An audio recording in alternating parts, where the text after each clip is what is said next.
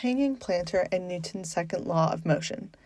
On 97th Street between Madison and Park Avenues is a hanging planter attached to a building. Today, we will find out how the planter stays hanging and does not fall down. The planter hangs instead of falling to the ground due to the force of the hanger, canceling out the force of the weight of the planter. A force is a push or pull that causes an object to move. If we look closely, we can see that the metal hanger is drilled into the wall and is holding 3 chains that are attached to the pot. The metal hanger exerts a force upwards called tension, which is a force that exists in a rope due to the rope being pulled. Here, the tension is pulling the planter up.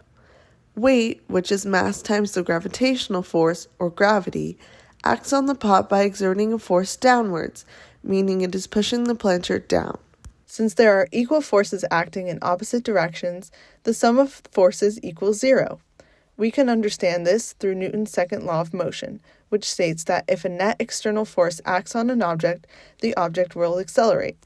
Here, the net force acting on the planter is 0. This is because the acceleration is 0. Acceleration is equal to the change in velocity divided by the change in time. Here, the change in velocity is 0 because the velocity is 0 and does not change. Therefore, the planter does not accelerate and fall to the ground. Instead, it rests in its position.